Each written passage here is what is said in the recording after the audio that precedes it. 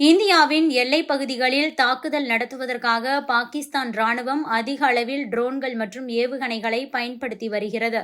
குறிப்பாக பாகிஸ்தான் ராணுவம் பயன்படுத்தி வரும் ட்ரோன்கள் துருக்கி தயாரிப்பான சோன்கர் வகை ட்ரோன்கள் என்பது தெரியவந்துள்ளது. தற்போது அந்த சோன்கர் ட்ரோன்கள் குறித்து பார்க்கலாம். ஜம்மு காஷ்மீரின் பஹல்காம் பகுதியில் சுற்றுலா பயணிகள் மீது பயங்கரவாதிகள் தாக்குதல் நடத்தினார்கள். இந்த தாக்குதலுக்கு இந்தியா தரப்பில் ஆபரேஷன் சிந்தூர் மூலமாக பதிலடி கொடுக்கப்பட்டது. ஆபரேஷன் சிந்தூர் மூலமாக பாகிஸ்தானில் இருந்த பயங்கரவாத முகாம்களை இந்திய பாதுகாப்பு படை அழித்தது. இதனைத் தொடர்ந்து பாகிஸ்தான் ராணுவம் தரப்பில் ட்ரோன்கள் மற்றும் ஏவுகணைகள் மூலமாக இந்திய எல்லையோர பகுதிகளில் தாக்குதல் நடத்தப்பட்டு வருகிறது. ஜம்மு காஷ்மீர், ஜெய்சல்மர், பஞ்சாப், குஜராத் உள்ளிட்ட பல்வேறு பகுதிகளிலும் பாகிஸ்தான் தாக்குதல் நடத்த ட்ரோன்கள் மற்றும் ஏவுகணைகளை பயன்படுத்தி வருகிறது. இதனை இந்திய வான் பாதுகாப்பு அமைப்பு முறியடித்துக் கொண்டிருக்கிறது. கடந்த 4 நாட்களாக பாகிஸ்தான் தொடர்ந்து இந்தியாவை தாக்கி வரும் நிலையில் இந்தியா தக்க பதிலடியை கொடுத்துக் கொண்டிருக்கிறது. இதனால் 2 நாடுகளுக்கும் இடையில் அறிவிக்கப்படாத போர் நடந்து வருவதாகவே கூறப்படுகிறது. இந்த நிலையில் பாகிஸ்தான் ராணுவம் தனது தாக்குதலுக்கு துருக்கி நாட்டின் சோன்கர் ட்ரோன்களை பயன்படுத்தி வருவது தெரிய வந்திருக்கிறது. ஆசிஸ் காட் என்ற பாதுகாப்பு தொழில்நுட்ப நிறுவனத்தின் தயாரிப்பு தான் இந்த சோன்கர் ட்ரோன்கள்.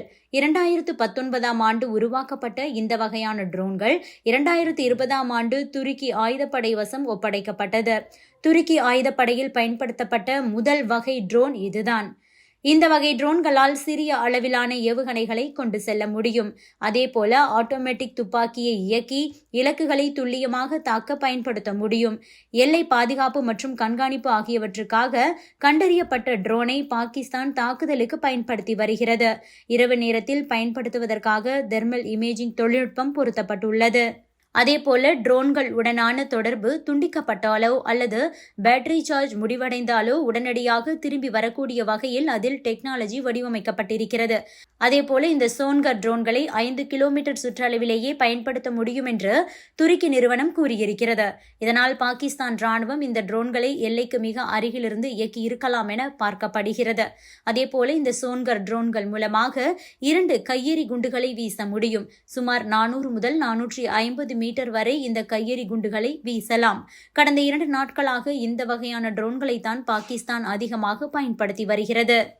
பாகிஸ்தானின் ராணுவ தலைநகர், அரசியல் தலைநகர், நிர்வாக தலைநகர் என அழைக்கப்படும் முக்கிய நகரங்களை இந்திய ஏவுகணைகள் அடித்து நொறுக்கிக் கொண்டிருக்கிறது. இந்திய ராணுவம் சார்பாக ட்ரோன்கள் மட்டுமின்றி ஏவுகணைகளும் அடித்து வீழ்த்தப்பட்டு வருகிறது. பாகிஸ்தானின் பஞ்சாபில் உள்ள லாகூரில் இந்தியா கடுமையான தாக்குதல்களை நடத்தி கொண்டிருக்கிறது. இது பாகிஸ்தானின் இருதயம் போன்ற நகரம், அரசியல் தலைநகர். பாகிஸ்தானின் அரசியலை நிர்ணயிப்பதே லாகூர்தான். லாகூரில் ஏவுகணை மூலம் இந்தியா அதிரடி தாக்குதல் நடத்தி வருகிறது. அதேபோல ராவல்பிண்டியில் தாக்குதல் நடத்தப்பட்டதாக செய்திகள் வெளியாகியுள்ளன. இந்த பகுதி பாகிஸ்தானின் ராணுவ தலைமையகம் இருக்கும் பகுதி. பாகிஸ்தானின் மிக முக்கியமான ராணுவ தளவாடமாகும்.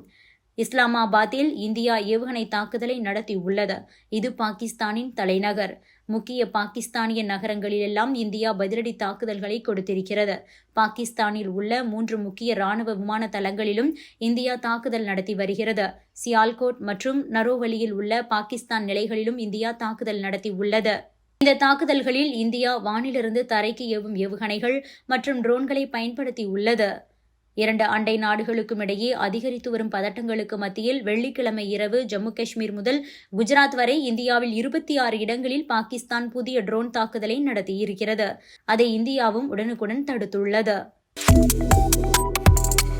Subscribe to One India and never miss an update.